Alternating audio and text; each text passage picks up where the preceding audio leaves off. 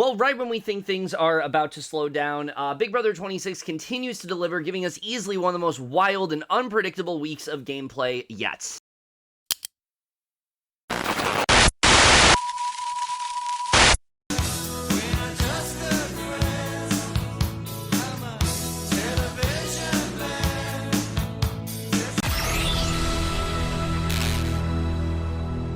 Hey guys, it's Kevin around you for this week of Big Brother 26. So far, at least, episodes 31 through 32. This, of course, is week 10, and wow.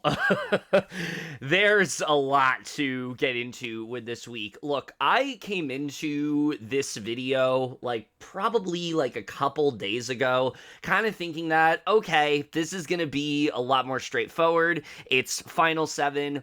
Typically, this is where things tend to slow down. Things aren't nearly as exciting around this time. This has kind of been per the course in recent Big Brother seasons. I think the only example that is different than that is Big Brother 24 when Michael ended up getting evicted. That's really the only time I can think of in recent memory where the Final 7 was generally really exciting to watch and things were just really unpredictable. Yes, in 23 obviously we had the cookout fully making it to the Final 6 and that was an incredible moment, but I'm talking about moments that were so unpredictable and wild, and we're able to maintain this sense of momentum and craziness. We just don't normally have that in a Final 7 round, and it seemed like this week that was going to be the case, that this was going to be a really straightforward week. There wasn't really going to be a lot to talk about, and that's not the week we're talking about. This week is generally fucking insane. I can't even comprehend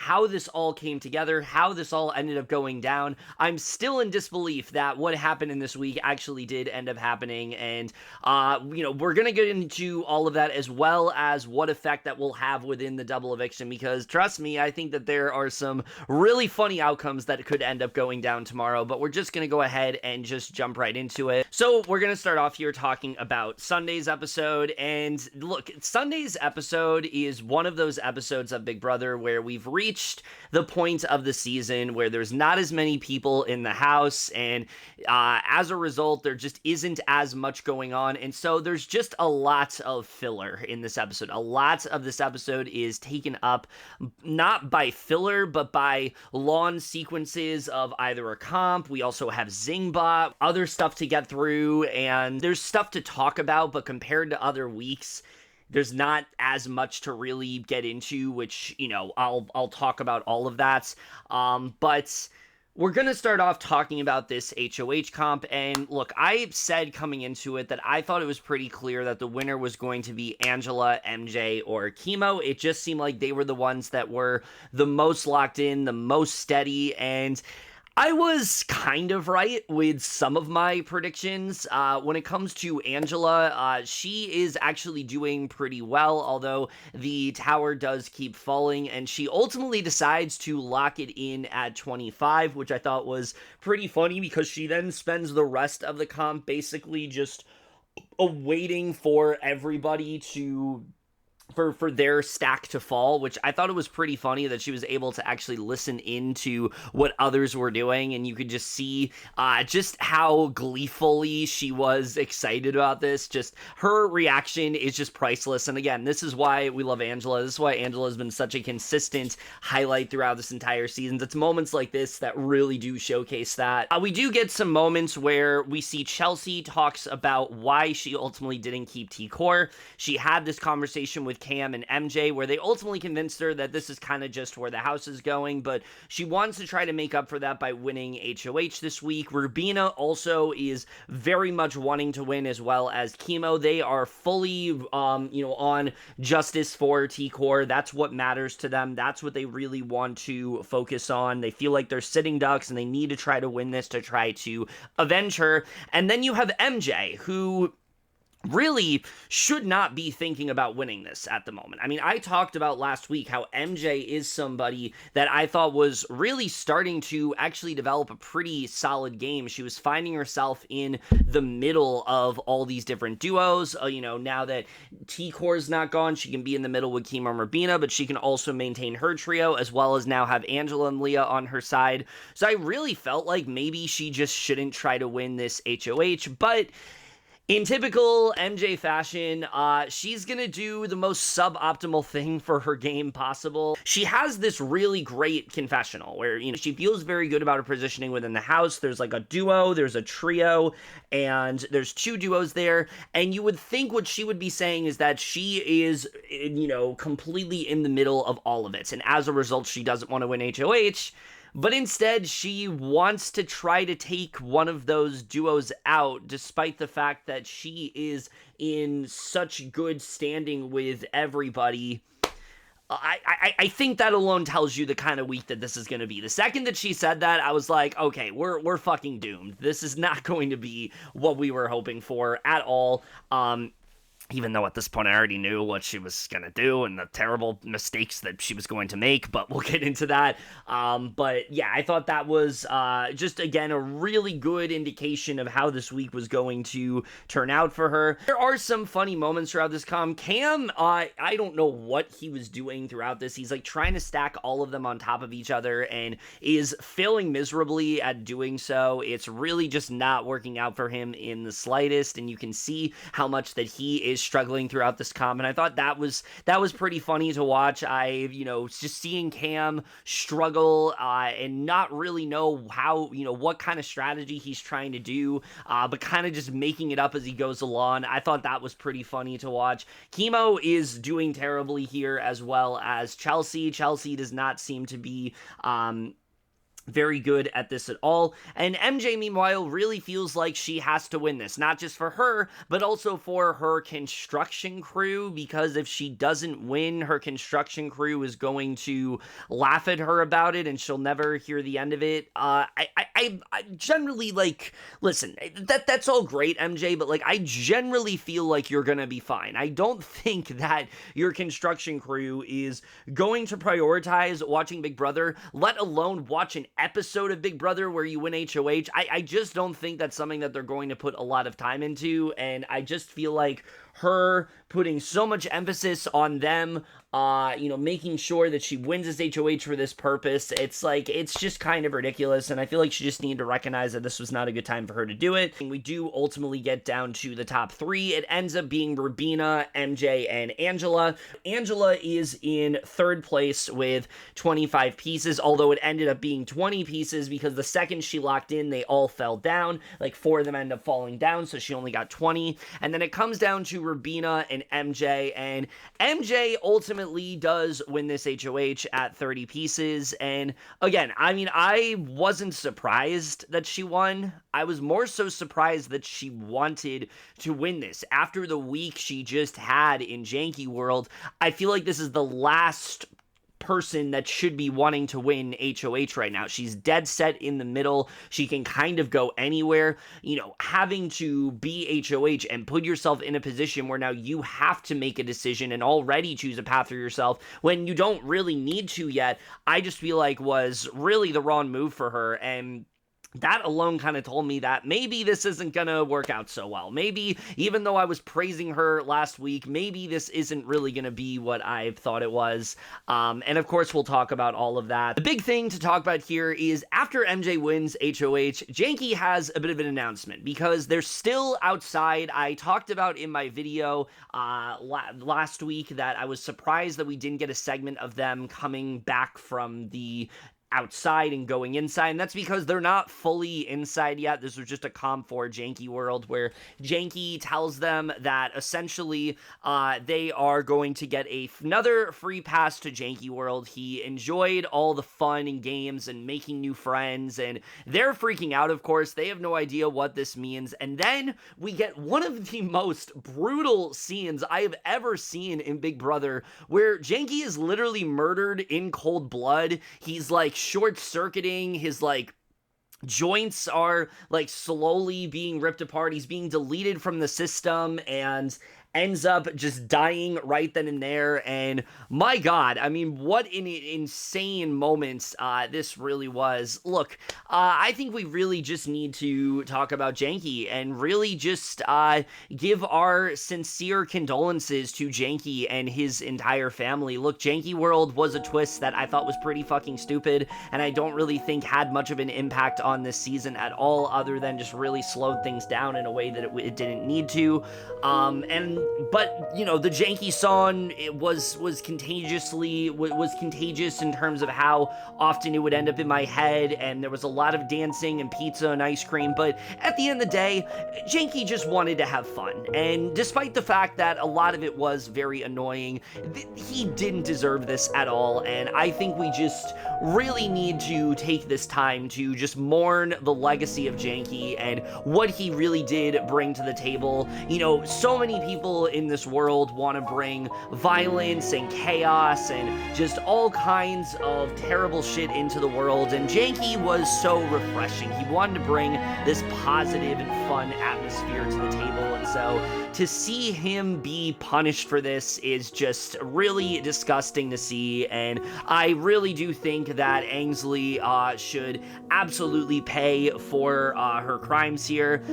But no, in all seriousness, this was just such a insane moment. This is one of those things where, again, it's like, if you've ever thought about recommending Big Brother to a friend that doesn't watch it, this is the kind of moment where it's like, maybe you're good. Maybe you don't need to see this happen. I mean, again, props to Big Brother. I love the way they're putting effort into the theme, but this was a level that I didn't even think they were capable of, where Ainsley shows up, she's like all decked out in red now, and she's basically turned evil at this point. She now no longer wants them to embody any sense of fun. She feels like humans are, you know, less superior than AI, and she wants AI to take over, and she kind of warns them that she's going to make them suffer. And again, just what a fun way to kind of start this episode off, but also what an absolute shock the direction the things ended up going, how dark it really did get. Them having this full-on memoriam for Janky, again, was just so crazy to witness, but really something that only Big Brother US would really do. And I mean that in the best way possible. I feel like in recent seasons, when they've tried to do stuff like this, it's felt very cringy and stupid, and I think most of the times because it felt very half-assed, but they've put legitimate effort into it, so it actually does come across as somewhat effective and somewhat fun to watch, and I think this was one of those moments. Okay, now, trust me, the rest of this episode I have a lot to say about in terms of the strategy, but I feel like in order to get there, there's just one more thing to talk about, and that really is Zingbot. I feel like it just wouldn't really make sense for me to talk about all the strategy stuff and what MJ wants to do as HOH, and then cut to Zingbot. I feel like that just wouldn't make sense, so, you know, in the realm of Janky, we're gonna go from Janky to Zingbot, and then we will talk more about the actual substance in this episode. Look, Zingbot, I've said it for the past couple seasons, I really think Zingbot is getting to a point where he's just kind of run his course. I feel like he's kind of becoming a one-trick pony in that way, where it's like, he does a lot of just kind of the same jokes over and over again, like, oh my god, the oldest person in the cast is so old, oh my god, this person is, you know, a little strange looking, let's make fun of their appearances, or, oh my god, this person has a crush, let's make fun of that. Like, it's just very low-hanging fruit in that way, and I just feel like every season it's gotten worse and worse. I think 22's especially was so bad. I was not a fan of, and 23's in particular I thought was so bad. I was not a fan of any of the zings there. 24 also really didn't deliver. Last season was a little bit better, but we still had some that were just really fucking stupid, especially with like certain Felicia's for sure, I thought was just really bad. So I was fully prepared for these zings to be bottom of the barrel, and most of them were, like, most of them I thought were really bad. We start off with this really bad one for Rubina, which is mainly just about Tucker, and it's not even really a zing, it's more of just rhyming Tucker with the word fucker. I didn't really get what the joke was here, so that one I didn't think was all that great. There's one for Leah, Leah talking about how she's a chubby chaser and her chubby chaser is going to be a dummy chaser, essentially calling her stupid. There's a really bad one for MJ that's literally just making fun of like her dirty feet as well as how she's like a monster and because she's so tall. There's a really funny quote from Cam where he talks about how her feet look like the color of his skin. I thought that part was kind of funny, but honestly, that was more funnier than the zing. Like, are you kidding me? Like, your zing for MJ, there's so much you could do for her, and you decide to make it that she's just tall and make fun of her height? Like, you literally could have been given a roster of just traits about these people, and that's where the zing comes from. It used to feel like Zingbot was like actively watching the show, was in on all the gags, was saying the thing that everyone wasn't afraid to say. But a lot of the time, it just feels like these zings are from something that, you know, that whoever's doing Zingbot, like, briefly saw on, you know, like, in their intro packages. Like, it just doesn't feel very well thought out. There are a couple here that I did actually quite like. Cam's, I thought was actually pretty funny, mainly because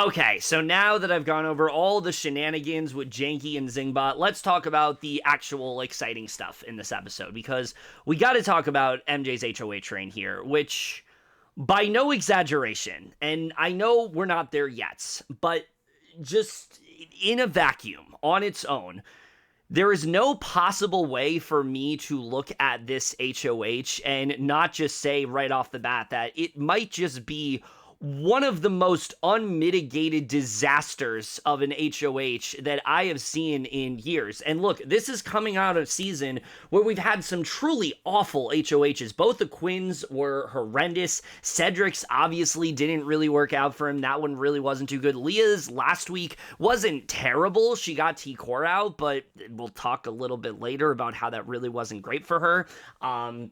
Especially looking back, it wasn't great for her.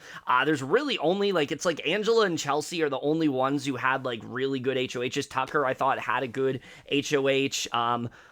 But even at that, even in a season that has had some really terrible HOHs, that is nothing compared to what we get from MJ here, who, again, I want to talk about the fact that she ended last week in probably the best position she's had this entire game. I went from saying that MJ was somebody that I thought was playing a horrible game. I didn't understand the moves she was making. I thought she had horrendous jury management. I didn't think she could win. I thought that she was playing too much for Chelsie. Suddenly starting to impress me, to doing things that were more in her best interest and not really caring as much about Chelsie, starting to veer away from her, starting to get back in more with Leah and Angela, as well as getting Kimo and Rubina on her side. Really, not necessarily wanting to pick a path yet, but being perfectly set in the middle. And it seemed like this week, all she needed to do, the second she won HOH, I thought, okay, it's just going to be Kimo and Rubina. That's what it's going to be, right? You have Angela and Leah on one side, you have Cam and Chelsie on the other. Why not just put up the two people that are probably the safest bets, the two people that you easily are the least aligned with? Yes, you just saved Rubina, but it's not like you've had a close relationship with her all game.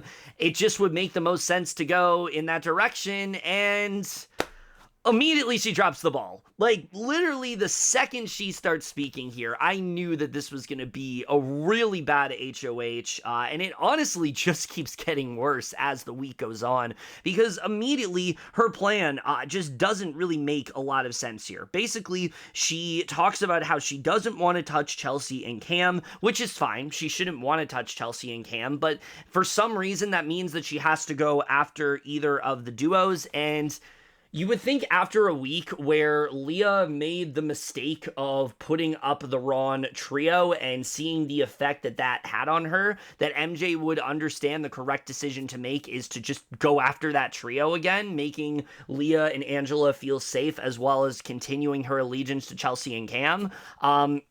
But instead, she has a little something more up her sleeve. It seems like MJ is, very vengeful towards Angela. I don't know if it's all because of week one, but the MJ that saved her with the veto is very much gone. She really wants Angela out of this house, and she wants to try to finally get her out, and she thinks the only way to do that is also to put Kimo on the block, which doesn't make any sense, and that alone is a really stupid move. But then you factor in that she's actively lying to Leah and Angela the entire week, telling Angela that she's a pawn, as well as telling Kimo that he's a pawn. And so both of them, if they wanted to compare notes, they would recognize that she's saying the same thing to both of them, and that immediately is not great to see. And I think that alone was a really bad move for MJ, and it just also it doesn't make any sense to me. Angela is the person that MJ just spent basically an entire last 2 weeks actively trying to improve her relation with, actively trying to pull into her side, really trying to, she can, to make her feel like she's safe with her, and now she's actively squandering it, and I just didn't understand this move at all. Why are you so intent on getting Angela out, feeling like she's this big threat? Why do you want to be the one to do that when you just spent basically an entire week ingratiating yourself in her and Leah's duo and making yourself the third in that trio? It just didn't really make sense to do that. You have Angela, who's so excited that she won, but also is really unsure, and she has this conversation with MJ. It's obviously not going all that well. It just doesn't make sense at all. I feel like putting up Kimo, that makes sense because she really doesn't have much of a relationship with him. Rubina also, though, she doesn't have much of a relationship with. Why are you putting up Angela, though? It just doesn't make any sense. You also know that Angela, most of the time when she goes on the block, ends up being saved in some capacity. So I don't know why anybody would want to put Angela on the block at this point.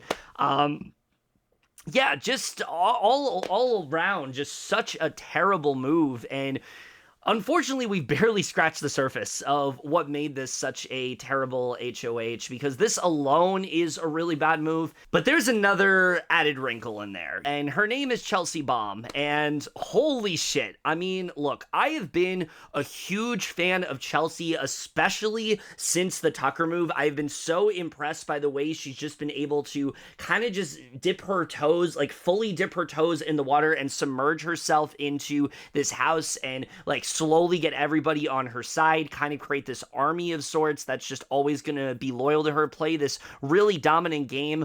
But this is by far her strongest week of gameplay to date. I think that, she's done some really great stuff, but what she ends up pulling off this week, I generally did not know is something that she was capable of doing. The work that she puts in this week is something that really needs to be commended, and it's kind of crazy because this is both like the best week and the worst week of gameplay, and you'll know what I mean when we get into that. But Chelsie, this entire week, she is very much set on targeting Angela and Leah. She knows very well that Leah probably was going to put her on the block and was very fearful of Leah being in the house. She knows that the two of them have been winning a lot of comps, and she's really feeling like this is the time to do it. She wants to try to talk MJ into putting up Leah, and MJ does give a reasoning here as to why she doesn't want to put up Leah, even though Chelsie is continuing to press her here. She really wants to make it happen, and what I appreciate about Chelsie this entire week is that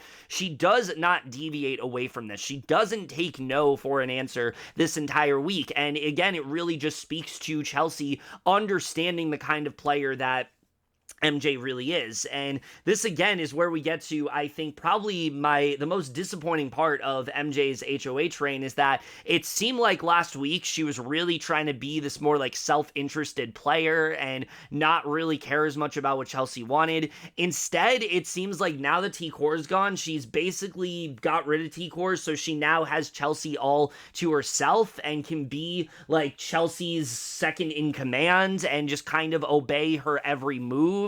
And again, it's making me so disappointed that I ever said anything good about her game-wise, because again, I think it really speaks to Janky World and how it really did end up hurting the strategic part of that week, to where there were generally things where like there were moves that were happening and we didn't really know the context of them. And it seems like MJ was somebody that basically everybody just misread last week, because again, I really thought that she was trying to play this more individualized game, but it really does feel like it was more she was just trying to get Chelsie closer to her. And if that was the move, it makes what she did last week significantly less interesting, but also makes it a lot more confusing. Why did you try to put yourself in the middle? I feel like she was accidentally, it's like she almost like accidentally put herself in a good spot, and now she's like trying to undo all of that.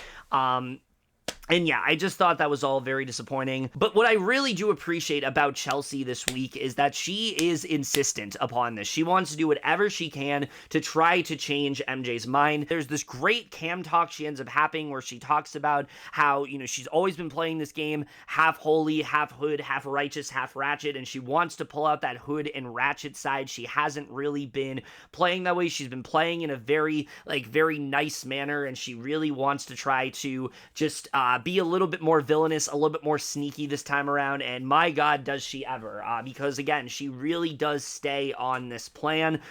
There's even a moment before nominations happen where she's trying to convince MJ to go in a different direction, to go for Leah, but MJ does give her reasonings here, and this is the one thing I was initially going to give MJ, is that despite the fact that I think it's a really stupid move to put up Angela, I like that she does stick to her guns, and she makes it clear, no, I don't want to put up Leah. She talks about how, she's bonded too close with her. She feels good with her. She would not want to be the one to put her up on her HOH. It's consistent with what she has said throughout the rest of the season. I don't love the idea that I just want to keep her because I know I have her jury vote and I don't want to piss her off, because if somebody else wins HOH and you lie to her that you were going to keep her, you're going to lose her jury vote just as easily in that way. So it's not really the best argument. I think she really just should have said, like, Look, I love Leah. I've bonded with her. I don't really think I can go for her this week. I feel like that is way better reasoning than what MJ gives.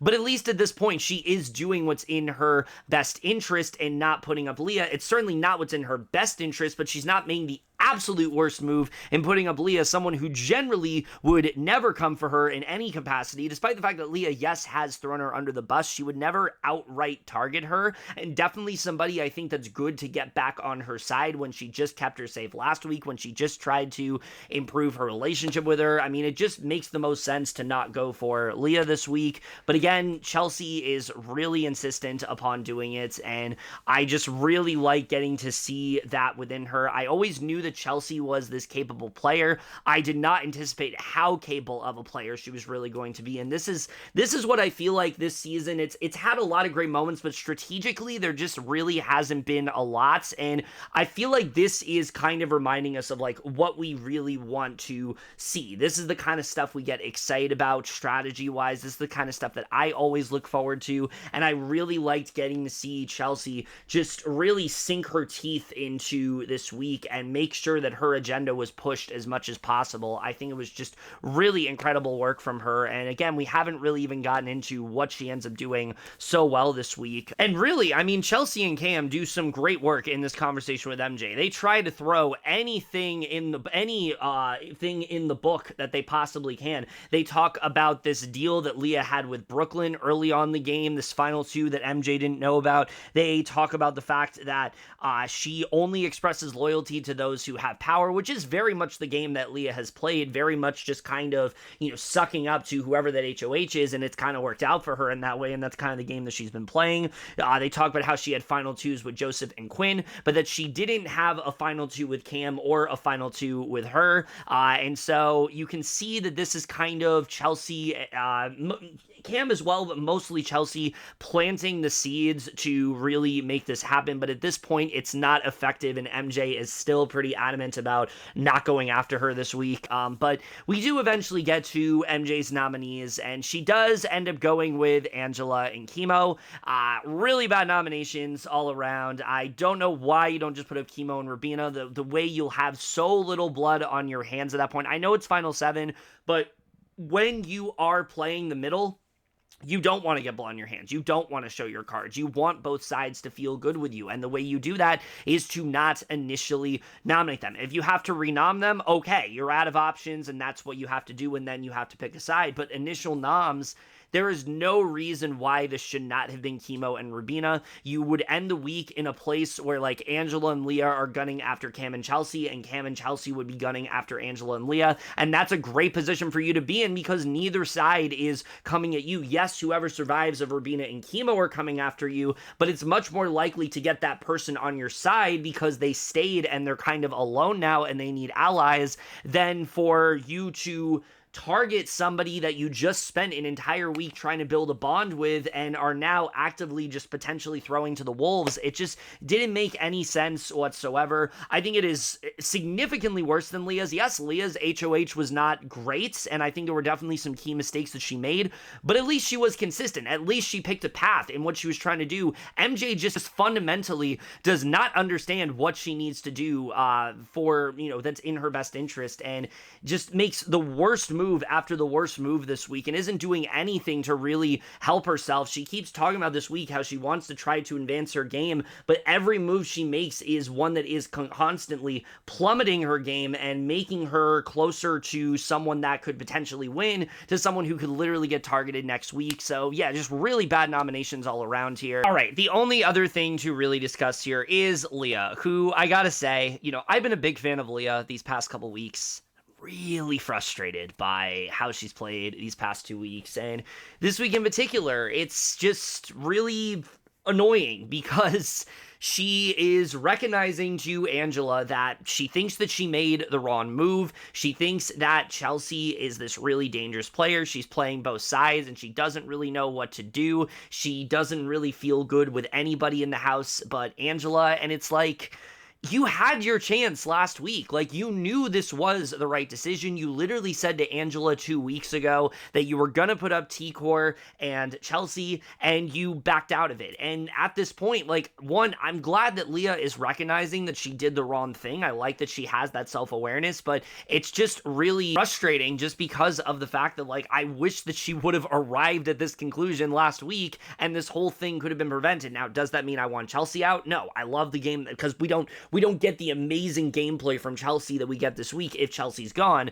But for Leah's sake, yes, she needed to at least try to make that move and try to change up the dynamic of the house, because now she finds herself in this position where Kimo and Rubina want nothing to do with her. In fact, she was the person they were actively gunning for if they won HOH. Chelsie is very much like on her case, wanting to make sure that she's out of this house. MJ is mostly protecting her, but that might not remain the case. And then Cam is also very pro, let's get Leah out. So literally the only person you have now is Angela. And again, I really just think at this point she has no one else to blame but herself. There are multiple moments throughout this episode, even in a conversation with MJ, she talks about going after Chelsie and how she needs to put her up.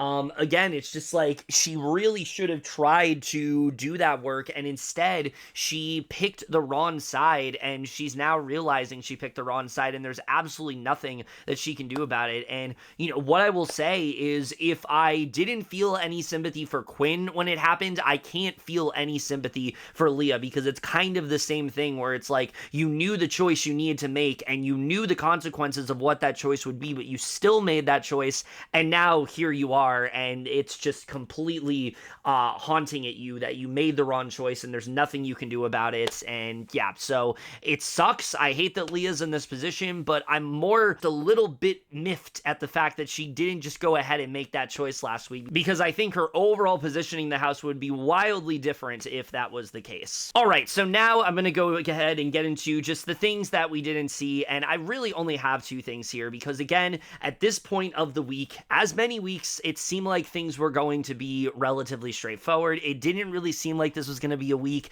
that gave me a lot to talk about, and so I just didn't really have a lot to discuss here.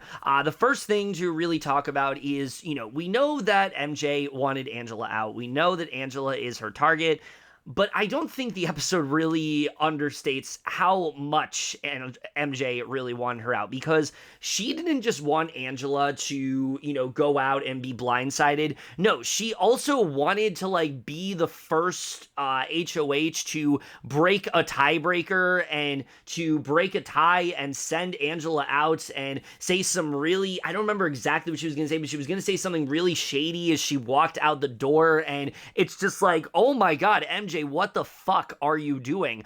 Generally, I could not understand how she thought that this was anywhere near a good move. The fact that this is something she was even considering doing is insane to me. I get it that it's always great to break a tie, but you want to do that when it's beneficial for your game, and in this case, it's really not at all. The fact that you're actively lying about keeping Angela, about Angela being your target, it's not the worst strategy if you're able to play it right, where if you make it so you make it seem like Kimo was the target and things didn't go your way and you're upset that it didn't go your way. I think that's the way she could have gone about it. But now breaking a tie, that kind of shows that you were lying to her this entire time, and now Angela has nobody to be mad at except you at that point.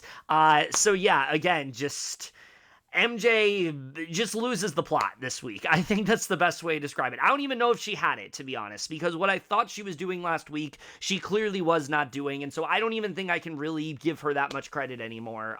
Yeah, this was just so bad all around. The only other thing to really talk about, again, is Kimo and Rubina, who I was really hoping, with T-Core gone, that the two of them would, really refocus on the game, and they'd really try to turn things around, and no, they still are just playing so suboptimally, and it's mainly because of the fact that I guess before T-Core left the game, she basically told them that they need to trust Chelsie and that Chelsie has their best interests, and now as a result, they're basically full-on minions for Chelsie now. Everything that happens includes Chelsie. They need Chelsie in their endgame plans. If there's any comment towards Chelsie that's like, negative in terms of targeting her. They want to try to iron that out as soon as possible. Again, it's just really disappointing because I really do think both of them had so much potential, and I will give Rubina credit in a little bit. There's some things she does later on that I thought was actually pretty good.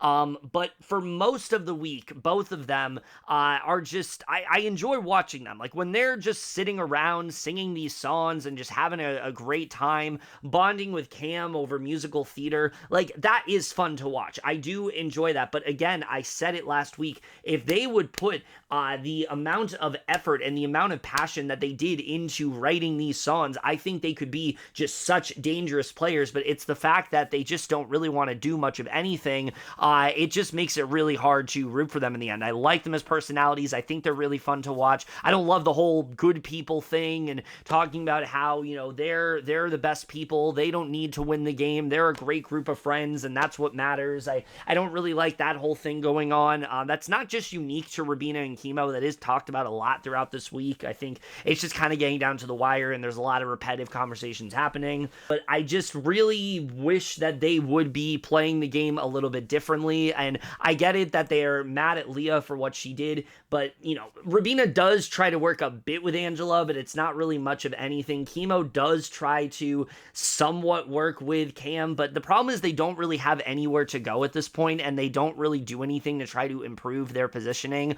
All they can really do at this point is just kind of do what they're doing. They're not seen as threats right now, but there really just isn't much of a shot for either of them to win the game at this point. It's just disappointing because they are such likable personalities and they are really fun to watch, but it's just kind of getting down to a point where I just don't really see it for either of them. I think they both have had potential, but I really think they've just dropped the ball this week, and this is yet another example of that. Okay, but now let's just get into everything that goes down in tonight's episode, which, look, I don't know what it is with 90-minute Wednesday episodes, but they really just find a way to just eat in a way that we have not seen in Big Brother US, and this is yet another really good example. I think compared to the one we got with like the AI instigator and things like that, this one wasn't nearly as well paced, but I do think that there's enough going on to where they really did need that 90 minutes. There's a lot that has happened, that happens in this episode, to where if you didn't have that extra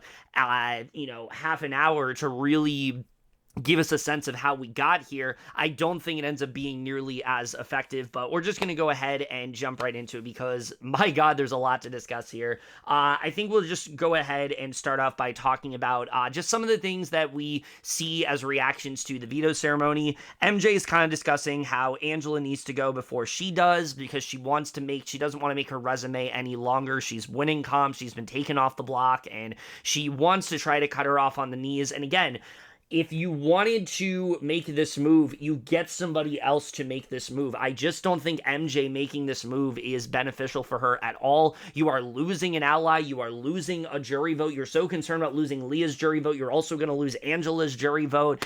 It just doesn't make any sense. So, yeah, I mean, look, there's more to rant about when it comes to Makensy. Trust me, there's way more to rant about when it comes to her this week. But this alone, I thought, was a really stupid move. Kimo is really not happy to be on the block once again. This is now his 5th time being on the block, and he's really annoyed because now that he's a pawn against Angela, it's really hard to tell if he's even a pawn, especially if Angela ends up being saved.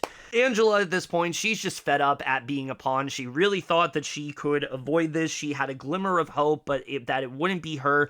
But she feels like MJ just isn't willing to make any big moves at this point, and she's willing to make a big move, but I would say it might not be the best big move for her. It might not be the move that she needed to make at this given time. It might be the move that completely destroys any semblance of safety she had within the game. But again, we'll get into that. But she's really not happy about it, but she wants to do what she can to try to push hard. There's a really funny moment early on where Angela's like kind of giving herself this pep talk. It's like this Rocky style type montage, and she's like lifting this weight, but she can't quite grip onto it. And I love the determination. I've said this all the way back in the preseason. I've just always loved the fire that's under Angela, how when she really needs to like be in full game mode and survival mode, I mean, she just knows what to do in those scenarios. And despite the fact that a lot of the time her paranoia does get the best of her, she is slowly finding a way to actually use that to her benefits and find a way to not let that get the and not let that overshadow everything else she does in this game. I do think she is really good at taking the heat off of her, and this is I think that this week she has done a really good example of that. She has done a really good job of that. But yeah, I thought that scene was pretty funny. There's a moment with Kimo and Rubina where Kimo's talking to Rubina about what he really wants to do. Rubina mentions using the veto on him. Kimo has the bright idea of telling her that, oh, don't feel like you need to do that. I never ask you to. And it's like, dude, you're literally on the block. You're complaining that you've been on the block 5 times. Why wouldn't you want Rubina, who's literally your closest ally, to use the veto on you and take you off? You want to get Leah and Angela out of this house, or especially you want to get Leah out of this house. That is the time to do it. I don't understand how Kimo's mind works. I really don't. I think he had a really great moment last week. And at this point, I feel like I got to fully give that credit to T-Core, because if T-Core did not tell Kimo to not campaign to Leah, he might have never campaigned to Leah. And kind of same with this week, because it just seems like, again, he's still in this mode where he just constantly feels like he has to be this nice guy and tell people to not do things and never play selfishly. But it's like, at this point in the game, you have to be selfish. You have to tell people to you have to at least give the idea that you want the veto to be used on you, and he just can't do that. And again, it's just so frustrating, because again, I like Kimo as a person, but as a player, my God, he just is so anger-inducing to watch. But then, of course, we get to Chelsie, who does talk to MJ and Cam about how pissed Angela is and how Kimo's taking it pretty well, but she still is really trying to make sure that she is using this moment as a way to get the veto used. She wants to win the veto and eventually convinced MJ to put Leah up, and you can see that she really is going to stop at nothing to accomplish that goal. But then, of course, it's time to pick players for the veto competition. And what I will say that I was surprised about is that very early on in this episode, we get the veto. And when you get into everything that happens after the veto competition, it makes sense why it ends up happening so early. But we do get down to picking players, and MJ ends up getting house guest choice, and she picks Cam, which Leah was not too happy about. Leah really did think that this was going to be her, and it's not. But Leah is picked anyway, as well as Chelsie, which means Rubina is the only person to not compete and will be sitting out of this comp. But then, of course, we do get to the actual veto comp, and again, I have to praise Big Brother here, because last time we had a movie-themed veto comp in Big Brother 25. It ended up being for The Exorcist Believer, and they did like a black box style where basically it was just them trying to not be scared and, trying to do what they can to it was like a maze of sorts. I don't know. It was a whole thing, and I don't think, one, that it fit the theme. Two, the movie is not good.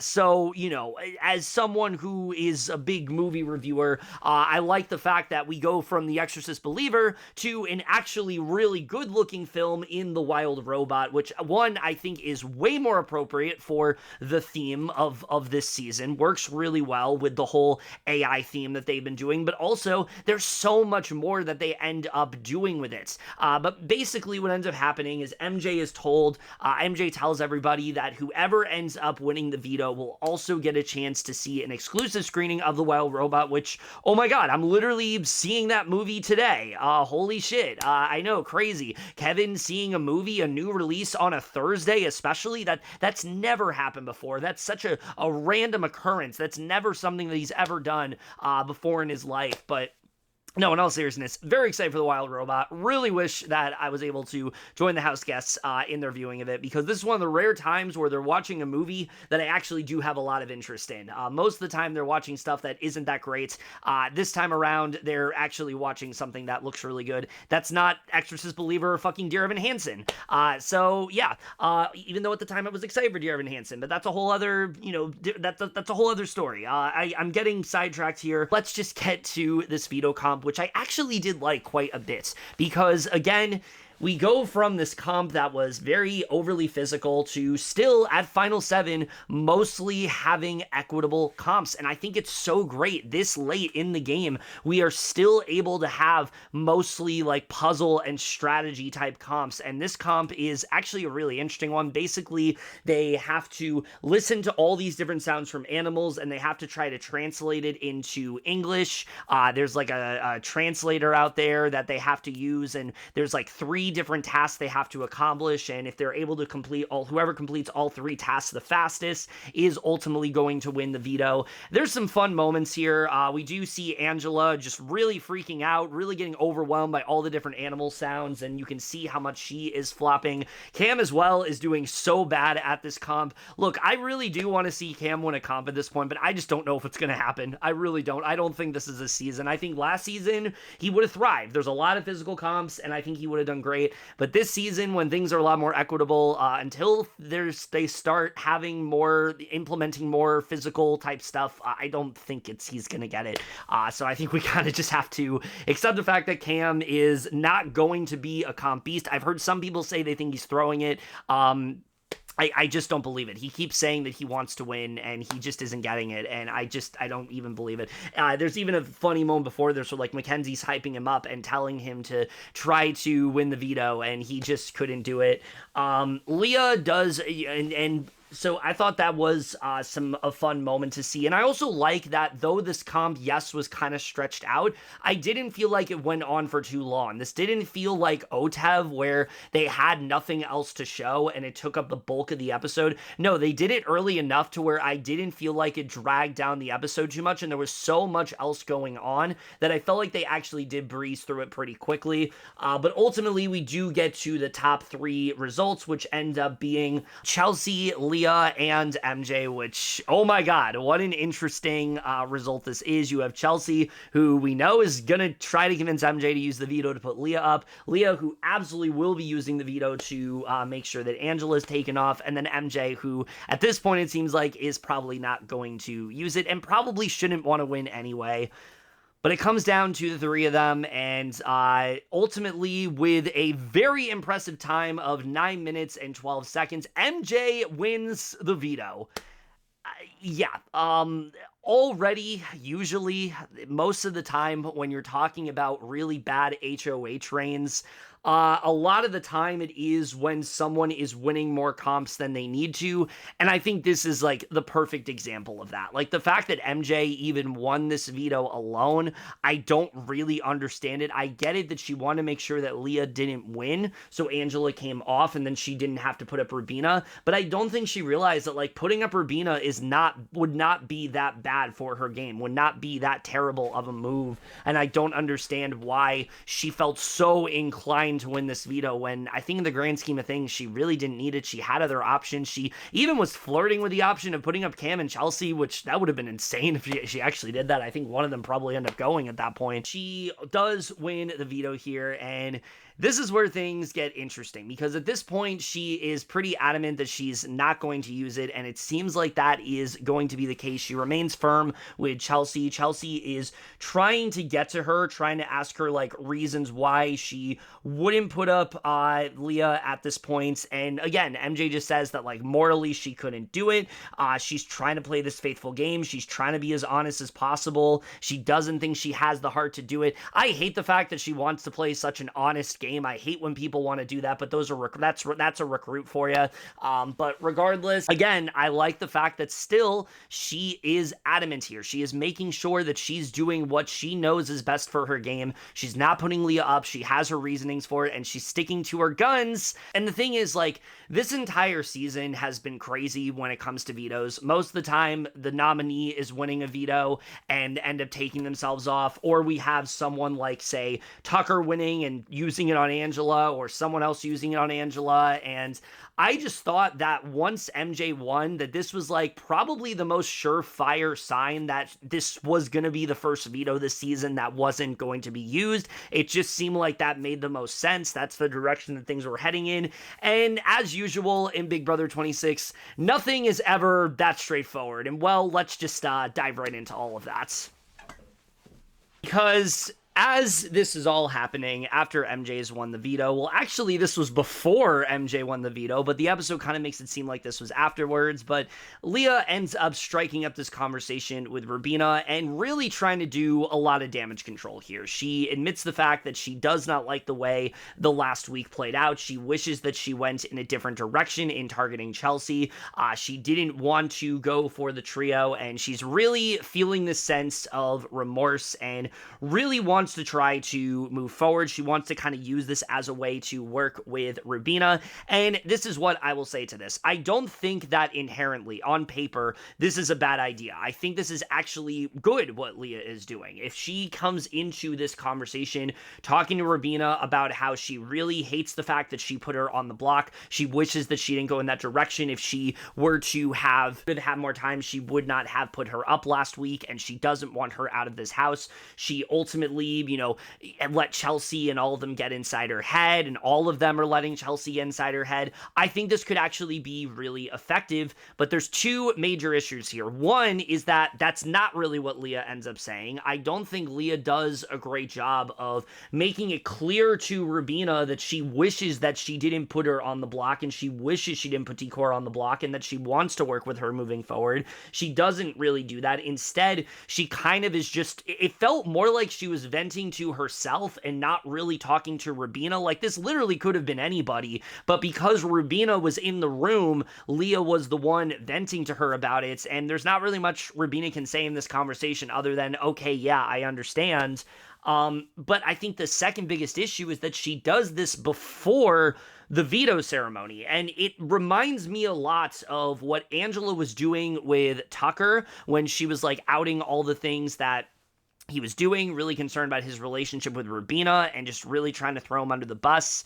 It's very similar in the sense where, like, these are two scenarios that are so incredibly effective if they happen when the week is already over and you're planning for the next week. If Leah is off the block this week and she knows that Angela's going to go and she has to try to find new allies, that is way more effective because Rubina knows, okay, Leah's serious right now. Leah isn't on the block. Leah isn't asking for my vote. Leah knows that I'm not also on the block right now. Remember, Rubina is a possible renom right now. That is what MJ was planning to do initially if she was going to use the veto, or if someone was to win the veto, she would have put up Rubina, and Rubina is well aware that she very likely could end up going on the block here. And so that already is the biggest issue here, but because she waited before the veto ceremony, it just isn't nearly as effective here, and Rubina doesn't really have much of a choice other than to tell Leah that she understands, and then I think appropriately and honestly really effective work here completely throws her under the bus to MJ, tells MJ everything that Leah said, that she's coming for Chelsie, she's coming for Cam, and MJ, this is where, already bad HOH, this is where she completely just loses sight of any sort of direction that her HOH was going to go, because now with this information that really at the end of the day doesn't affect her all that much. Yes, it affects Chelsie. Yes, it affects Cam, but who's not really mentioned? MJ. In fact, Rubina says to her that it might also, she might have been talking about you. She doesn't say she was. She doesn't even really mention her all that much. She just says it might affect you as well. If I'm MJ in that scenario, I keep this information to myself. I hold on to this as long as I possibly can until I need to expose it. And that's not what she does, because MJ sees this as, oh my god, Chelsea's gonna go, and that's gonna be the end of my game. And again, it's just the fundamental misunderstanding that Makensy has about her game and her positioning and where she really is astounding to me. Like, she played the game in such a way last week that really just seemed like she was finding her footing and really understanding how she needed to maneuver, even outpacing Chelsie in some aspects because Chelsie ultimately didn't get her way. To now walk that all back and suddenly just make it so, well, oh my god, Chelsea's in danger and I need to save her, even though it's literally final fucking 7 and you're trying to build a resume and you're trying to show how, you're trying to make a case for why you should win the game and not Chelsie. The fact that this was even somewhat of a concern to her, again, it really shows how little of an understanding MJ really has of the game that she was playing, and this really just ends up tanking her entire HOH. I do think this was really good work from Rubina, though. It keeps her off the block. It shows that she has Rubina in her corner. She's willing to help her out when she needs it. But again, I don't think that this is something that MJ really needed to do anything about. But because MJ, again, is just fully Team Chelsie at this point, wants to make sure that her game and Chelsea's are practically identical at this point. She doesn't want anything that Chelsea's doing to be different than what MJ's doing. She tells Chelsie all about this, that Leah was the one who was talking to Rubina, and it feels like this is finally it. Chelsie has spent basically this entire week trying to talk MJ into nominating Leah. Every second of a conversation that they had, even if it was something irrelevant, she would always try to shift the conversation back to Leah. And it felt like and it was just always falling on deaf ears. It never felt like it was effective enough. Now, this might actually be a good reasoning. This might actually be the thing to start to move the needle in the other direction. And I really like the way that Chelsie goes about this, because she basically restates a lot of the same points here, where she talks about how Leah doesn't have her best interests. Leah would always put other people over her. Maybe she's looking out for her, but she wouldn't do the same for MJ. And look, there is some precedent for this. Like, what Chelsie is saying is not necessarily untrue. It's not like Leah and MJ have been attached at the hip. It's not like the two of them have worked all that closely. Yes, they've been very good friends, and yes, they have frequently, talk game together, but it's not anywhere near what it was in the beginning of this game. And you can see that this really starts to annoy MJ. She really starts to think that maybe there's a possibility that Leah does not have her back, and that's fine. If that's all that happens here, where MJ starts to kind of have doubts about Leah and she wants Leah to go, it's not great. I don't like the fact that she's just willing to let somebody take Leah out, because it kind of shows me that she is already picking a path when she really doesn't need to. But at least she's not getting that blood on, but at least she's not the one, forcing that decision. She's not the one initiating that nomination. She's not the one setting that in stone. But then we notice that MJ is actually starting to be a bit more convinced here. She's starting to think that maybe after an entire week of stating reasonings for not wanting to put up Leah, worried about her jury vote, worried about the effect this would have on their friendship, the morals, the ethics of it all, she wants to basically abandon all of that and actually put her up anyway. I truly cannot overstate just how colossally bad of a move this really is for MJ. I don't understand how she looks at what is going on here and doesn't realize that, no, she's being played. This is what Chelsie wants to do. This is what Chelsie is, adamant. This is what Chelsie needs. This is the move that's going to propel Chelsea's game. This is not going to help your game. You're going to be forced to have to work with Chelsie and Cam. You're not going to have any other path to go. You're letting your shield leave in that way. It's kind of similar to T-Core and Tucker, although I don't think that was nearly of a bad move. At least with T-Core, yes, the AI arena was a thing, and she thought that there was a very good chance that Tucker would stay. She even said that in a recent exit interview. But here it's like you are willingly giving up your shield. You are giving up somebody that told you that they are in your corner, that told you they're on your side. You just spent an entire week trying to kind of rebuild that bond a bit, and now you're actively trying to shut that away. It's just like so baffling to me. I don't understand any of what she is doing here. I don't know why she decides to go in this direction, until you realize just how great this is for Chelsie and just how incredibly Chelsie is able to manipulate MJ here. I mean, I was honestly stunned at how Chelsie was able to pull this off. And a part of me thought that, because of just how adamant Chelsie was about making sure that, no, Leah's the move. You got to go for Leah. Telling her every other conversation, why wouldn't you put up Leah? Give me a reason why Leah wouldn't do this. Getting upset about Leah making a salad for like 2 hours and complaining about it. Even the fact that Leah liked Matt in week 1 and knowing that Makensy liked Matt, even though she has actively been bad-mouthing Matt since then. I mean, Chelsie just pulled every stop she possibly could to make sure that MJ was willing to do this and wouldn't stop it until she was willing to do so. And I just think this was just such masterful work from Chelsie. And like I said, I've really loved the game that she's been playing, but this is a whole other level. And the way that she's been able to, one, understand that MJ is somebody that is fully loyal to her, will do whatever she wants, is going to make suboptimal moves for her game, and will not do something that is going to benefit her. Two, not backing down on this. I think there is a road where Chelsie could have easily just been like, okay, there's no getting around this. There's no reason to keep pushing it. I might as well just stop.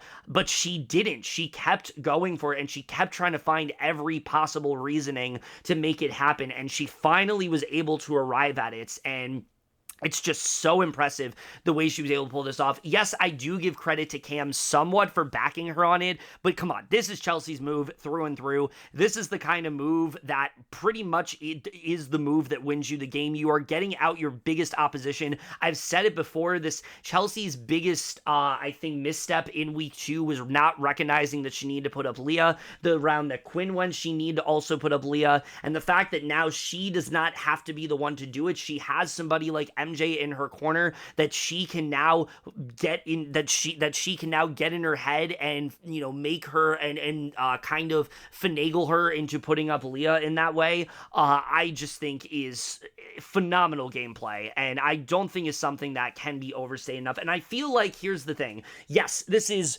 a horrible HOH for MJ. Everything she does from this point forward makes absolutely no sense. Every conversation she has, every move that she makes, the way she rationalizes this move, none of it makes any sense whatsoever.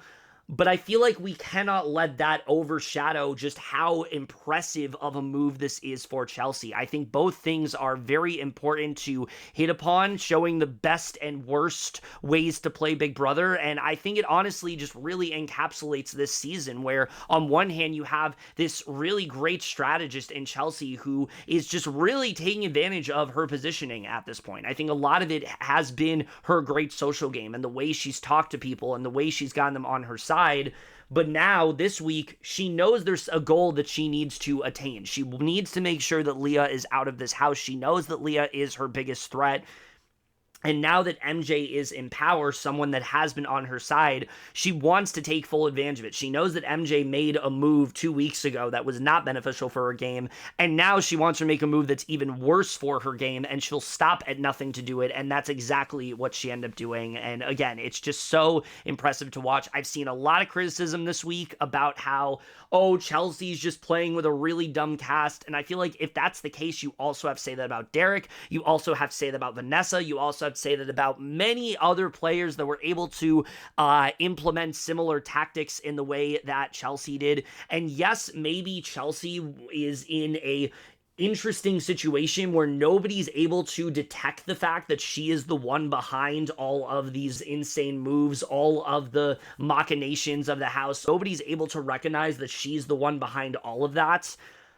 but I don't think that in any way should undermine just how great of a player Chelsie really is, because what she's able to do, a lot of players just simply would not be able to pull off, and the way she's able to do it with such flying colors and make it look so easy in that way is just something that really needs to be commended, and I think is just really incredible work from here all around. And even Chelsie at this point has this confessional where she says, like, she's shocked this is actually working. I don't think she thought she'd actually get through to MJ.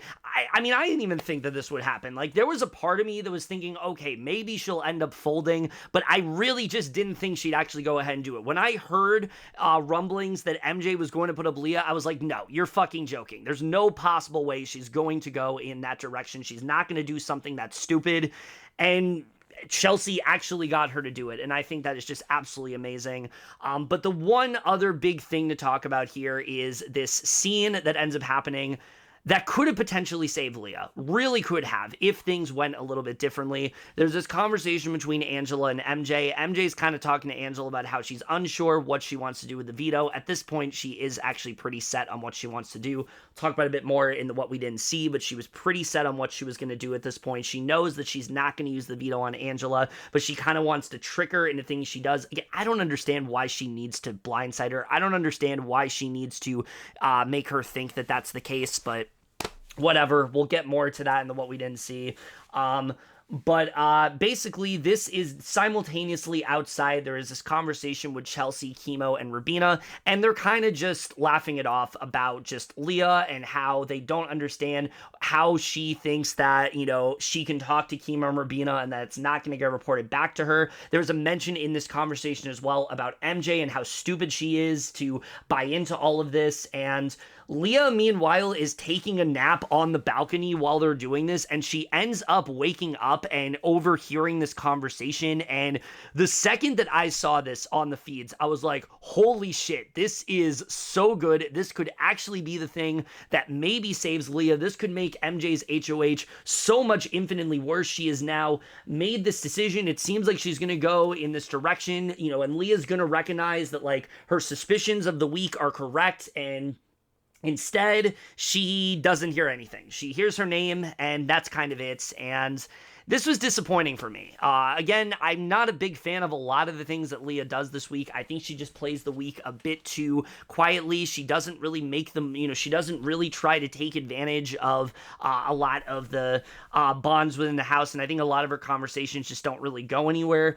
But this is the one thing I think she really could have done differently, in addition to what she did with Rubina.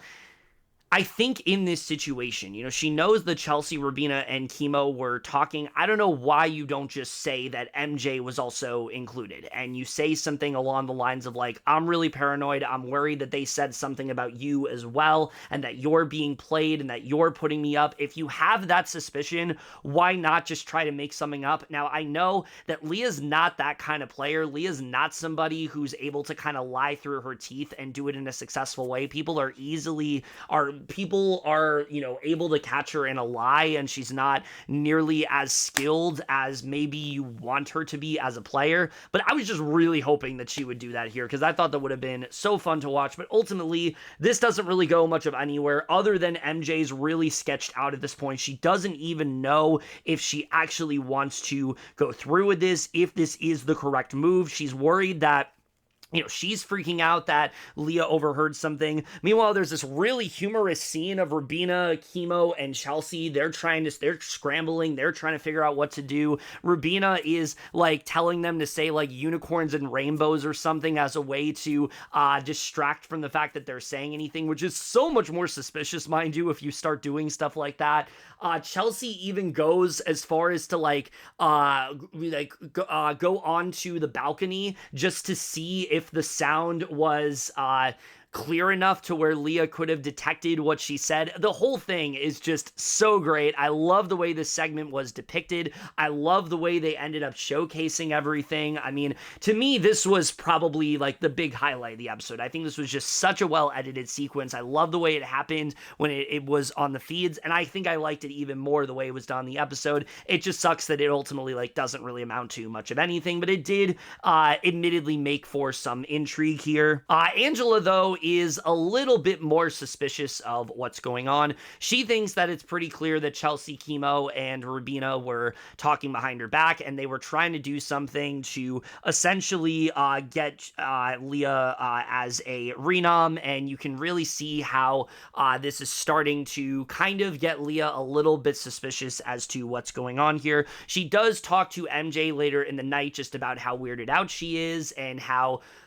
she really does feel like Chelsie is somebody who, and she does kind of feel like, she's worried about what's going to happen. MJ is like vouching for Chelsie, how Chelsea sketched out about the T-Core move and she didn't really know where she stood. And again, I mean, you can just see like how far gone MJ is at this point. She's not playing for herself. She's playing for Chelsie. Every other sentence is, well, Chelsie wants you to do this or Chelsie did this. It felt almost like MJ was like preparing her in the worst way. I don't understand why you don't just have a conversation with Leah at this point and try to see if she actually is saying these things, try to confirm that she did say something about you. MJ never has the foresight to do that, and it just makes it so much worse. But we do ultimately get to the veto ceremony where, she's kind of waffling back and forth. And she then makes easily, I think, hands down, one of the worst moves in Big Brother history. She takes Kimo off the block, doesn't even take Angela off. She takes Kimo down. Leah goes up and is very upset, doesn't end up hugging anybody. She just runs into her room. And again, just the idea of MJ making this move after a week of basically saying she wasn't going to do it, constantly having this reasoning for why she didn't want to, even telling Cam last week, convincing him that going for Leah this week was not the move and that she was on their side. It just makes everything she did seem so less effective. It makes it so puzzling as to why she even went in that direction. Why even win this HOH if you were just going to have Leah go anyway? Why constantly talk about how you weren't going to do it? I mean, it's just, to say it's suboptimal would be an understatement. This is disastrous for MJ's game. This is absolutely disastrous because you now have opened up a field where it is so easy for anybody to take you out at this point. And again, we'll get in, and right away we see the full extent of that because there is a scene between Rubina and Kimo where they're kind of rejoicing about Leah going on the block, and Kimo hints at the fact that he already is thinking about the next week and he wants MJ out of this house. He feels like MJ has won way too many comps at this point and she's gotten really cocky and he really wants her out of here. He feels like that she is a really big threat. And again, the way that literally all of this could have been avoided if MJ just didn't win HOH or went in a different direction is just crazy to think about. But ultimately, she makes the move that she does. The weird thing about this episode is that it doesn't end at the veto ceremony. There's actually like at least 5 to 6 more minutes of scenes here, some of which are interesting, some of which not so much.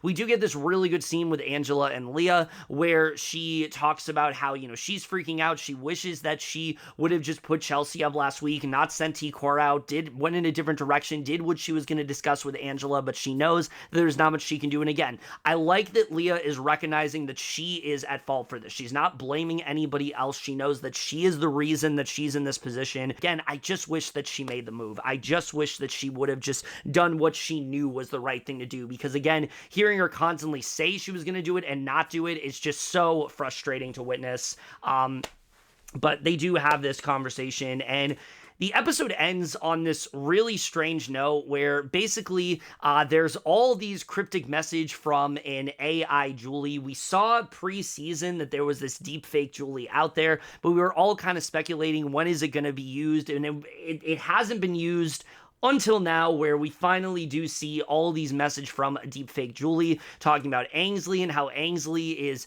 a danger to humanity. Ainsley's going to take over the world and they need to team up. And it turns out this is actually just a trick from Ainsley, who wanted to see how they would all respond to it. And as a result, Ainsley is going to make them pay, essentially just setting up for the double eviction. I don't really know why they ended it on this note. I mean, it does do a good job of like setting up the double eviction and kind of throwing that intrigue in there, but we all know what this is going to be. We all know what this is leading up to. I don't even know why they decided to do with this, other than, again, it's an AI theme and they're just trying to have some fun. And I do give Big Brother credit for really just taking full advantage of the stuff that they have. I don't think they've done that enough in recent seasons, but it doesn't change the fact that this was kind of a strange note to end things on. But so just a couple things to talk about in the what we didn't see. The first thing I really do want to bring up is Angela, who, for some reason, the episode leaves out the parts that I just didn't really understand. They kind of make it seem like Angela was unaware that Leah was going on the block and that all this was happening. The reality is that was not the case. MJ did actually tell Angela that she was going to renom Leah. What she did not tell her is that she was not going to be saved with the veto and Kimo was, and that's why she was upset. And so, one, good work from Angela. I like the fact that she actually was able to keep this from Leah. Two, again, the fact that MJ just blatantly lied to her for no reason, it just doesn't make any sense. Like, it really just shows how horrendous her jury management is, and that on top of such a abysmal HOH reign. Again, it just really shows how far she has really fallen. The other thing to really talk about is just how MJ went about this whole renom, because they kind of make it seem like MJ is unsure about it. She's kind of contemplating whether or not to do it, and that is the case, but the problem is the way she maneuvered once she had this conversation with Chelsie and Cam. It made it seem like she already had decided. She had a conversation with Rubina and basically threw out the idea of renomming Leah, and again, it's just really poorly handled. If you have any doubt in your mind that you're going to do it, just don't have that conversation with other house guests. You can have it with Chelsie and Cam, but just leave it there. They're the people you trust the most. Have a conversation with them. Only have that conversation with Rubina when you are absolutely sure that that's what you're going to do. And the problem is, when MJ is a little bit more on the fence about it, she's now had this conversation with Rubina already and has already kind of planted the seed. She's told Kimo she's going to take him off the block. She's told basically everybody else except Leah that this is happening. So she just felt like she kind of had to do it, and it's impossible to undo all of that work. And again, it's just, she makes it so much harder for herself by doing all this stuff that she doesn't need to do, when, again, if she had just put up Kimo and Rubina, this could have been such an easier HOH for her, but she decides to just fully let Chelsie get into her head and ends up completely just tanking her entire game overall. Somehow I left this out, but another example of just how terrible MJ's HOH reign is and how she decides to go about this renom is she continually has conversations with like Chelsie and Cam throughout the day of just like how upset she is and how she doesn't want to do it and how, she knows it's the right move, but she doesn't want to have to blindside Leah. And Cam even tells her, like, just go ahead and tell her, and then she just decides not to. And again, it's like, you're lying to Angela about actually being the target. That already is a really stupid idea, and that Kimo's the pawn. Now you are renomming Leah and not even giving her the heads up before and completely blindsiding her, and thus that jury vote that you were so concerned about is probably gone now. Again, it makes absolutely no sense. It is muddying the waters for absolutely no reason. It's already a really dumb move to begin with, but I do think that if she had gone to her prior to this and just like let her know, there's a possibility that either Leah could have talked her out of it, or she could have just, not put her up and maybe done things differently. But unfortunately, she's a little too far down that road now. Again, just so stupid. I don't know what she was thinking. The fact that she was told that it'd be okay to just tell her in advance and she ultimately chose not to. Again, I don't know any of what MJ was thinking here. I don't think anything she did really did make sense. And it just further cements this as easily one of the worst HOHs we have ever had in BB history. I think the only other thing to really talk about here that honestly is pretty funny, I would say, say. And I really wish that the episode would have kind of hinted on this, is that while I do give Rubina a lot of credit for this Leah renom, I think it was good work that she told MJ what was going on and kind of clued her in and made it so it deflected the target off of her. She now wasn't a option to go on the block. I think that was really good work. But it doesn't fully make sense because she does have this conversation with Kimo where they talk about how they do want Makensy to go, but they don't want to be the ones to do it because this is Kimo and Rubina. They don't really want to play the game. They don't really want to put any effort in. They kind of just want to sing their song about the summer and now the driving one that they've done and all that stuff, and not really have to do all that much. They don't want to get any blood in their hands, even though it's literally Final 7. So they want somebody else to do it, and they thought Leah would be the one to actually make that move. Now that MJ was nominating Angela, that Leah would be really pissed and they could get her on her side.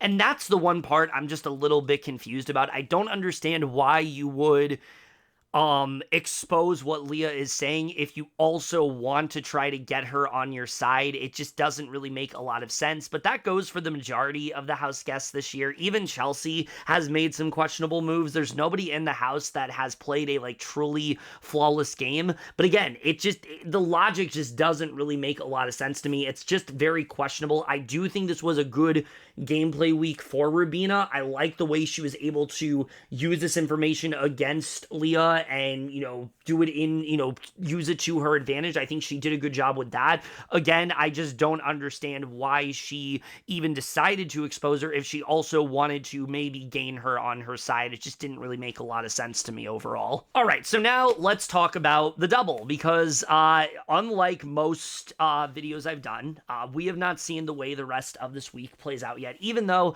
I think it's pretty obvious what is going to happen moving forward. I am not going to talk about what happened after this, but let's just say MJ has completely, I think, destroyed any semblance of respect she has within this game, any sense of credibility she has. It's all thrown out the window at this point, and again, it really is due to the fact that she's made this nomination that she never really wanted to, but also the fact that it really wasn't her decision. This was not something that she decided that she knew was a good move. She was basically coaxed into doing it, and now can't even try to credit herself, but also spent now the last week winning comps that she didn't need to win. She didn't need the HOH, she didn't need the veto, and it really has put a huge target on her back, and it really does feel like going into this double, she is likely the most possible, she is heading into the double as the most likely evictee, heading out right next to Leah, which would be so funny to watch. The idea that she puts up Leah and then goes out right after her. One, I think it perfectly encapsulates the theme of this season, which really is this great sort of tale about how really dumb and bad actions in a game lead to immediate consequence. We've seen this with Quinn. We saw this with Cedric. We saw this with Leah. Well, we're seeing it with Leah this week, and it seems like we're about to see it with MJ. It just would make sense to go in that direction, and to be honest, I kind of do want to see it happen. I'm not really a fan of MJ. I don't really like the way she's played this game, the way she's played this week in particular. I just feel like this is how it ends. This is how you destroy any sense of longevity you have within the game. It's now gone to a point where even Chelsie and Cam don't want her in the game anymore. They didn't show it in the episode, but even before she was going to renom Leah, they already were feeling like she was winning too many comps and that she was this really big endgame threat. So I really do feel like MJ's in a really bad spot tomorrow, and I kind of do want to see her go out because I think it'd be really funny just to see how all of that goes down, especially when she still feels like she's in good with Chelsie and Cam, and you can see how much that is just not the case anymore. But obviously, there's the elephant in the room of it potentially going in a super boring direction where Angela just ends up leaving. I do still think this is a very likely possibility. If Angela does not win HOH, and goes on the block, she very likely does get evicted. But if MJ does not win the veto, I do think there is a scenario where MJ just gets renommed and ends up going out. I think that's possible. Rubina and Kimo, I actually think might be the safest besides Chelsie. I just don't see a lot of scenarios where they end up going out here. There's a possibility that Kimo goes on the block, but Rubina, I think, is very safe heading in. I think that she's done enough good work over the week to where she's not going to end up in that position.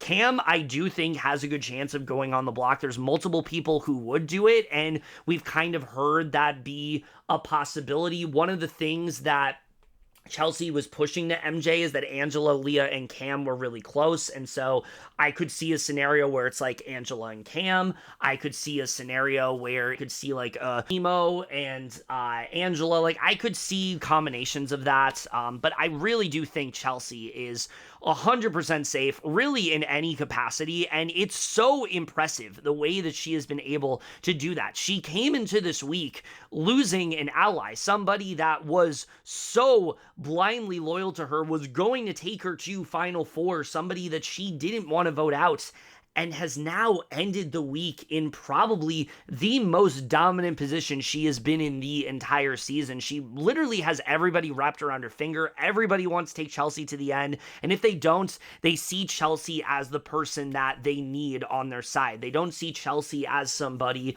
that they need to target. They don't see her as the big threat that she is, and it really is just a testament to how well she is playing the game at this point. This is exactly what you want to see in a great player, and the fact that Chelsie has been able to go from somebody that once was in a really risky position in the Pentagon, that alliance being destroyed and seeming like she had no path, and now slowly building out this path for herself that seems almost impossible to be destroyed, is just so impressive. And again, there's not many scenarios right now where I don't see Chelsie being the winner of this game. It just seems so inevitable at this point. And that does sound somewhat boring, but when I'm enjoying good gameplay, I'm not going to complain. And also, it's not one of those things where it has been like so dominant. It has been the last several weeks, but it hasn't been that way the entire season. So that's why I think ultimately, like, I'm fine with her winning. I think she would be a really great winner. The way she played this week, I'm just really impressed by. If she's able to continue to do stuff like that, I really do think that Chelsie is likely going to be one of the best winners we have had in some time. Certainly the most dominant female winner we have had in years. Probably the most dominant female winner since Maggie in Big Brother 6, which is just not something we have seen in a really long time, and I think it's really cool that Chelsie has been able to play the game in the way that she has. And then right behind her is Cam. I mean, I think Cam is also in a really good spot. He's bonded a lot with Rubina and Kimo. He has Angela on his side. He actually is thinking of potentially having Angela in at Final Four. MJ's loyal to him. I mean, everybody really is good with Cam. I do still think there is potential he goes on the block just as a pawn. But other than that, like, I just don't see many scenarios where it ends up being really anything else. So while, yes, it does seem somewhat predictable what's going to happen, it comes down to who wins HOH. Do we get a surprise Rubina or Kimo HOH? And do they make a legitimate move, or do they just fall in line with Chelsie, as she typically says? Are they just going to fall in line? Or are we just going to get a Chelsie HOH and Chelsie just takes out Angela or tries to take out MJ? I think there's a lot of interesting possibilities here. There's a lot that could end up going down. And I think either way, it's going to be really fun. This is kind of how I see it. Like, these players are used to a double eviction environment. They did it with AI Arena for 7 weeks. They know exactly how to maneuver that type of gameplay. And as a result, I think we're going to get some really juicy moments. I think we're going to see some really interesting strategy, and I'm really excited to see how they implement that into this double eviction. They've kind of been speculating it for a couple weeks now, and I'm just really excited to see how it all does play out. But other than that, I think that's really it to say about this review. Again, just what an insane week this turned out to be. Like I said, I really expected this to be a lot more straightforward with just Angela leaving. And the fact it also could have just been Kimo or Rubina leaving, I think that also could have been a big possibility. But MJ has royally screwed up, and I think is in imminent danger as soon as next week. Leah's pretty much out. I don't even think I need to speculate it. Leah's out at this point. It sucks, but I've already kind of accepted that that's what's going to happen. I'll talk more about why things ended the way that they did later, because obviously she hasn't been evicted yet, but it does seem pretty obvious that she likely will be evicted tomorrow. So yeah, that's really it for this video. Hope you guys enjoyed it. As always, if you like this video, I have reviewed this entire season as well as other Big Brother seasons on this channel. Definitely, if you're interested in any of that, I will put the links down. I will put the links at the end screen of this video, as well as I am doing an ongoing coverage of the current season of Survivor 47. Haven't seen the latest episode yet, but the premiere was really good, and I'm really excited to talk more about this season and just how exciting I think it could really be. I'm doing weekly reviews also of Agatha All Alone and The Penguin, so look forward to those. I have as well as a ton of movie reviews and TV shows, so if you're interested in any of that stuff, definitely do recommend checking my channel and do consider subscribing. Would love to have you be a part of that. But other than that, that's it for this video. Hope you guys enjoyed it. Let me know what you guys saw this week overall. What are your predictions for this double eviction? Like I said, I think it is pretty straightforward, but it's not as straightforward. This is not Big Brother 25 where it's like, okay, Blue in America will absolutely be leaving because they're not going to be winning HOH. At least right now, we know the comps will be equitable, so still anybody could win. We could get an Angela HOH. That is a legitimate possibility, and I really do kind of want to see that happen because I think it would be really fun to see how that all does go down. Does she try to get out Chelsie, or does she just end up putting MJ? I think there's a lot of possibilities here, and I'm really interested to see how that all goes down. But that's it for this video. Hope you guys enjoyed it. And I will see you guys later. Okay, bye. Don't worry about your laundry.